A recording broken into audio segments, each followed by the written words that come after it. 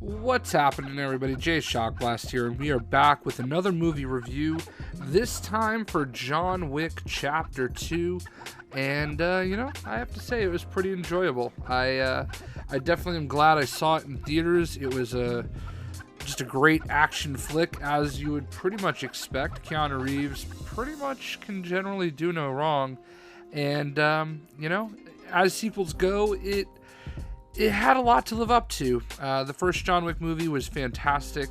I am definitely a late arrival when it comes to the John Wick hype train.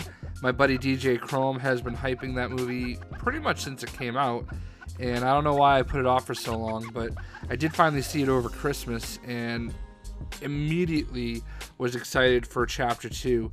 And I think a lot of movies, when they go into a sequel, the hype train is there, and there's so many expectations, and it's the typical sophomore slump kind of deal when it comes to, sports or whatever it may be.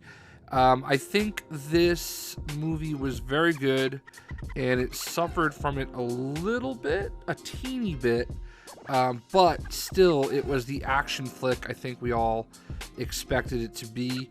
The theme this time, a little bit different. Obviously, there's going to be spoilers. I'm going to try to keep them to a minimum. Honestly, this is going to be a quick review because there's really not that much to it. It's John Wick. He's still getting messed with for trying to retire, and he's got a dog that makes it through the whole movie this time. Thankfully. Oh my gosh, I think that's what why I related to the first one so much, because if you touch my dog, I will go 10 shades of John Wick on your ass, and there's no question about it. And I think that was probably why I mean, you guys know me, I had Teddy and now I have Thor, and I adored Teddy with, so much. Like, he was like my rock for so long, and Thor is slowly becoming that. I mean, he's a big knucklehead, but that's another story for another day.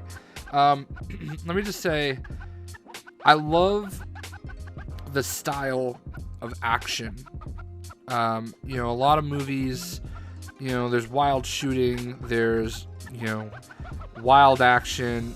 The best way for me to describe John Wick as an assassin is efficient.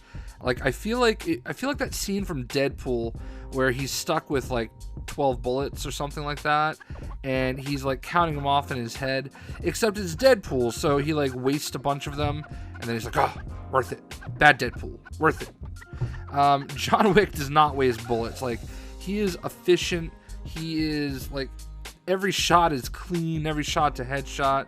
He's not just shooting people for the sake of shooting people. It's just, there's a reason why he has such a reputation. And it's weird, like, they gave him this like weird Kevlar kind of suit, which made him slightly bulletproof. And I think that I'm willing to suspend my disbelief for movies. I think that was a little bit much for me. I think that's part of the reason I didn't not enjoy it, because obviously, look, we expect John Wick to make it through the whole movie. His freaking name is on it. And this is a made for series kind of thing, there's clearly going to be a John Wick 3, Chapter 3. I don't know how far they can milk it. The next one is going to be kind of over the top ridiculous, I would imagine, just given the way that this story plays out. So essentially, there is I don't know what, I guess he's Italian mob boss by the name of Santino D'Antonio. He's played by Riccardo Scamarcio. Scamarcio, I think is how you pronounce it. I'm not too familiar with him, though he does kind of have a Benicio del Toro look to him, like a younger Benicio del Toro anyway. But he approaches him, and he has this mark where apparently at some point in the past, John Wick needed like a massive favor, and he had to give him a blood mark, which essentially, he owed him a favor no matter what. And the assassin organization that John Wick belongs to, there are these codes. There's the Continental hotels, which is basically Geneva. You know, you can't do anything there. So he's trying to retire. He's trying to get out of the game, but and Santino was respecting that. But because John Wick came back, because his dog and his car got stolen. Well, his dog got killed and his dog got stolen.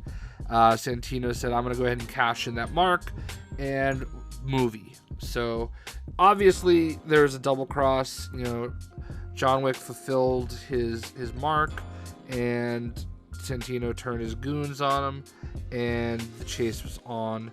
So ultimately, the final showdown ends up at the Continental Hotel, where they're trying to work it out, but John Wick is over it, and he breaks the sacred code and pops off on Santino right in the head, and he's disavowed. So that sets up chapter 3, and I know that that's like a short version of the story, but you know, it is what it is. There's tons of action in between. I really appreciated and liked the way that, you know, Common, who played another assassin named Cassian, I loved the chemistry between Keanu and Common. I thought that was really good. The big assassin that was working with Santino was played by Ruby Rose, who looked the part. Like, honestly, she actually I thought she was pretty intense. So, like, the acting was really good, the action was really good, the story just a little lacking for me. I just, last time was so, it's always easier when you're like leading off, you know, when you're starting the franchise. And maybe it was just, I thought Theon Greyjoy was a little bit more of a believable, like, I don't know, I liked him being the one that John Wick was after. Like, it wasn't the same, because like the person that John Wick was after this time, like, you kind of felt sympathetic for her. Like, she didn't really, I mean, she's a bad person, but she didn't really deserve what she was getting. It was all jealousy, and you kind of felt bad for John Wick for even having to go through with it when he clearly didn't want to.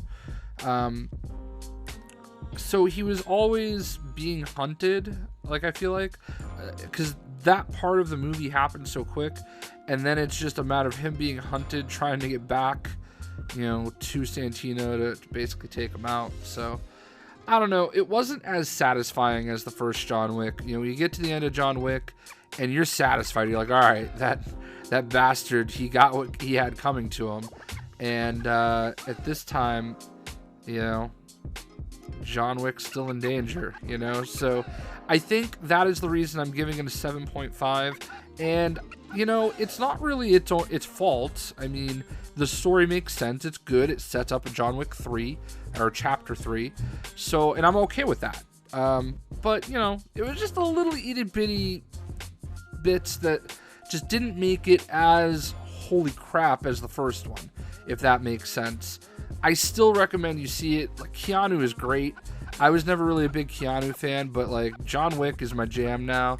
So I hope you guys enjoyed this review, and if you've seen the movie, I would love to know what you think. It's a solid 7.5, so I definitely recommend it. We'll see you.